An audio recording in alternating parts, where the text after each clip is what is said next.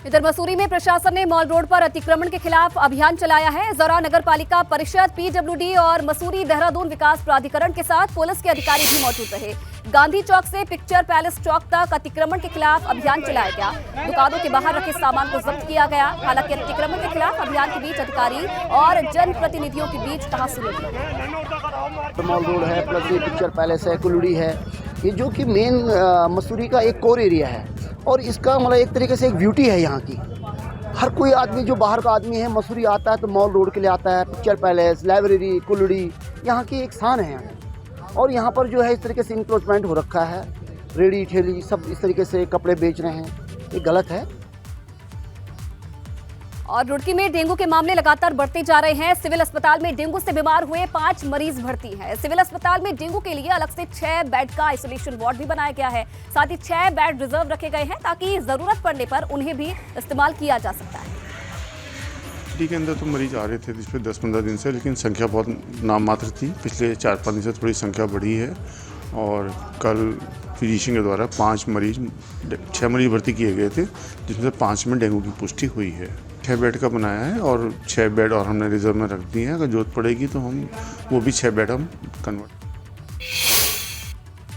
उधर रुद्रपुर में भी डेंगू के मामले बढ़ते जा रहे हैं। डेंगू से एक मरीज की मौत की बात कही जा रही है। ट्रांजिट कैंप क्षेत्र के शिमला बहादुर में एक युवक की डेंगू की चपेट में आने से मौत हुई है, मगर सीएमओ कह रही है कि युवक की मौत की वजह से डेंगू नहीं है। रुद्रपुर जिले में अभी तक 29 डेंगू मरीजों में डेंगू की पुष्टि हुई है।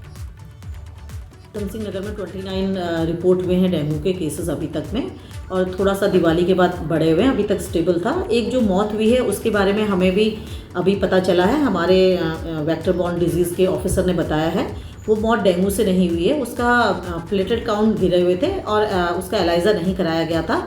जब तक एलाइज़ा पॉजिटिव नहीं होता हम डेंगू की रिपोर्टिंग नहीं करते हैं। जो उनकी डिस्चार्ज स्लिप है उसमें उनको encephalitis with dengue like symptom लिख के उन्होंने उसको अपने आप ही वो लोग शायद रास्ते में रेफर ले जा रहे थे। गुजरात में झूला पुल के टूटने के बाद उत्तराखंड भी ऐसे पुलों की सुरक्षा को लेकर अब सवाल उठ रहे हैं। सवाल ये है कि ऐसे ही झूला पुलों से लोग सालों से आवाजाही कर रहे हैं और ऐसे में इस बात की आशंका हर पल रहती है कि कहीं कोई बड़ा हादसा ना हो जाए। तो गुजरात के मोरबी में जिस तरीके से झूला पुल टूटा उसके बाद अब उत्तराखंड में भी अलर्ट है। उत्तराखंड के कई पुलों पर अब नजर है। मुख्यमंत्री की तरफ से भी आदेश दे दिए गए हैं ऐसे पुलों की लिस्ट बनाने की जिनकी हालत जर्जर है। कई ऐसे पुल हैं जिनसे लोग अभी भी आवाजाही कर रहे हैं जिनकी हालत जर्जर हो चुकी है।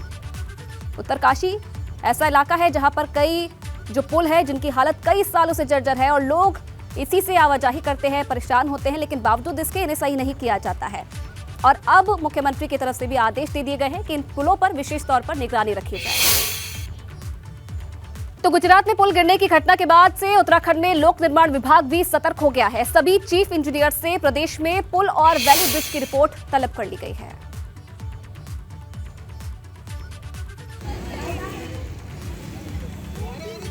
झूला पुलों के संबंध में भी इस संबंध में प्रमुख अभियंता को निर्देशित किया गया है कि जहां पे आवागमन झूला पुल से हो रहा है उस संबंध में भी तत्काल उसका सेफ्टी ऑडिट करके उस संबंध में जो नियमानुसार कार्रवाई है उसकी कार्रवाई की जाए। लक्ष्मण झूला जहाँ पे कि आप देखेंगे कि पैदल यात्रियों का इतना वॉल्यूम है, लेकिन चूंकि उसकी रिपोर्ट सेफ्टी ऑडिट में ऐसी आई थी कि उस पर परिवहन संभव नहीं है, पैदल यात्री भी नहीं जा सकते हैं, उसको कम्प्लीटली हम लोगों ने आवागमन के लिए बंद कर दी।